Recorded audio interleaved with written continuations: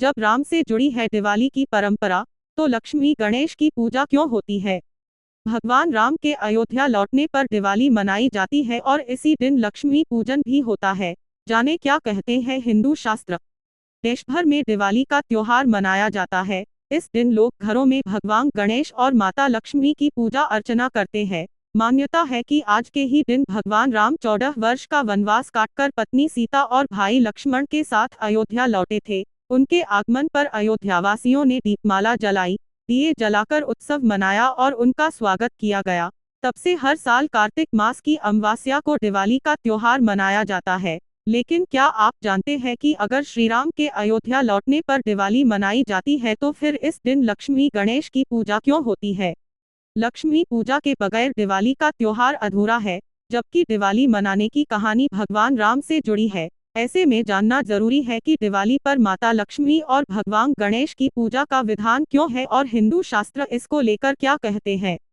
हिंदू शास्त्रों के अनुसार कार्तिक मास की अमावस्या को लक्ष्मी पूजा का विधान है। इसकी मान्यता भगवान विष्णु के राम अवतार से भी पहले की है।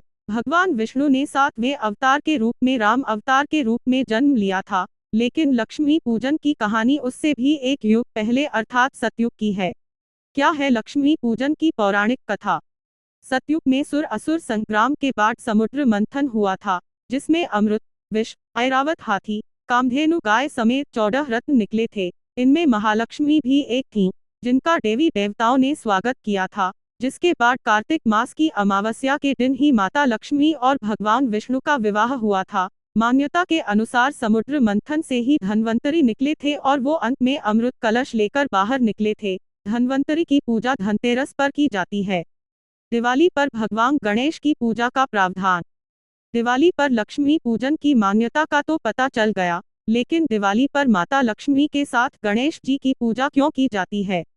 भगवान गणेश की पूजा हिंदू धर्म में हर शुभ काम से पहले की जाती है, लेकिन दिवाली के दिन लक्ष्मी के साथ गणेश पूजन की एक और वजह है। माता लक्ष्मी का जन्म समुद्र मंथन के दौरान जल से हुआ और जल का स्वभाव जैसे चलना होता है, वही लक्ष्मी का भी स्वभाव है। कहते भी है कि लक्ष्मी एक स्थान पर नहीं रहती, उनका कोई स्थायी वास नहीं है। वहीं दूसरी ओर भगवान गणेश बुद्धि के स्वामी है। लक्ष्मी को संभालने के लिए बुद्धि की आवश्यकता होती है। बुद्धिमान के पास ही लक्ष्मी हमेशा स्थिर रहती है, इसलिए लक्ष्मी को स्थिर रखने के लिए ही भगवान गणेश की पूजा उनके साथ की जाती है। क्या कहते हैं हिंदू शास्त्र? हिंदू शास्त्रों के मुताबिक समुद्र मंथन सतयुग की घटना है, जबकि भगवान श्री राम का लंका पर विजय पाकर अयोध्या लौटना त्रेता युग की घटना है। संयोगवश ये दोनों घटनाएं कार्तिक मास की अमावस्या को ही घटी थीं, इसलिए कार्तिक मास की अमावस्या पर दिवाली में माता लक्ष्मी और गणेश का पूजन करने का विधान है। दिवाली और कार्तिक मास की अमावस्या। भगवान श्री राम भी लंका पर विजय पाकर कार्तिक मास की अमावस्या को ही अयोध्या लौटे थे। अयोध्या के लोगों ने इस शुभ अवसर पर दीप जलाकर उनका स्वागत किया था। भगवान श्री राम ने लंका पर विजय त्रेता युग में पाई थी, इसलिए दिवाली के पर्व पर माता लक्ष्मी और गणेश की पूजा एक ही दिन की जाती है। इसलिए की जाती है भगवान गणेश और माता लक्ष्मी की पूजा। माँ लक्ष्मी के साथ गणेश जी की पूजा जरूरी है। माता लक्ष्मी श्री अर्थात धन संपदा की स्वामिनी है, वहीं श्री गणेश बुद्धि विवेक के। बिना बुद्धि विवेक के धन संपदा प्राप्त होना दुष्कर है। माता लक्ष्मी की कृपा से ही मनुष्य को धन समृद्धि की प्राप्ति होती है। माँ लक्ष्मी की उत्पत्ति जल से हुई थी और जल हमेशा चलायमान रहता है, उसी तरह लक्ष्मी भी एक स्थान पर नहीं ठहरती। लक्ष्मी के संभालने के लिए बुद्धि विवेक की आवश्यकता पड़ती है। बिना बुद्धि विवेक के लक्ष्मी को संभाल पाना मुश्किल है, इसलिए दिवाली पूजन में लक्ष्मी के साथ गणेश की पूजा की जाती है, ताकि लक्ष्मी के साथ बुद्धि भी प्राप्त हो। कहा जाता है कि जब लक्ष्मी मिलती है तब उसकी चकाचौंध में मनुष्य अपना विवेक खो देता है और बुद्धि से काम नहीं करता। इसलिए लक्ष्मी जी के साथ हमेशा गणेश जी की पूजा करनी चाहिए। माता लक्ष्मी और भगवान गणेश की पौराणिक कथा। 18 महापुराणों में से महापुराण में वर्णित कथाओं के अनुसार मंगल के दाता श्री गणेश, श्री की दात्री माता लक्ष्मी के दत्तक पुत्र हैं। एक बार माता लक्ष्मी को स्वयं पर अभिमान हो गया था।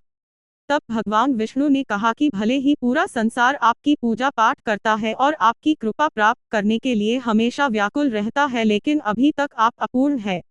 भगवान विष्णु के यह कहने के बाद माता लक्ष्मी ने कहा कि ऐसा क्या है कि मैं अभी तक अपूर्ण हूँ। तब भगवान विष्णु ने कहा कि जब तक कोई स्त्री माँ नहीं बन पाती तब तक वह पूर्णता प्राप्त नहीं कर पाती। आप निसंतान होने के कारण ही अपूर्ण है। यह जानकर माता लक्ष्मी को बहुत दुख हुआ। माता लक्ष्मी का कोई भी पुत्र न होने पर उन्हें दुखी होता देख माता पार्वती ने अपने पुत्र गणेश को उनकी गोद में बैठा दिया। तभी से भगवान गणेश माता लक्ष्मी के दत्तक पुत्र कहे जाने लगे। माता लक्ष्मी दत्तक पुत्र के रूप में श्री गणेश को पाकर बहुत खुश हुई। माता लक्ष्मी ने गणेश जी को वरदान दिया कि जो भी मेरी पूजा के साथ तुम्हारी पूजा नहीं करेगा, लक्ष्मी उसके पास कभी नहीं रहेगी। इसलिए दिवाली पूजन में माता लक्ष्मी के साथ दत्तक पुत्र के रूप में भगवान गणेश की पूजा की जाती है। यह रोचक जानकारी आपको जरूर पसंद आई होगी।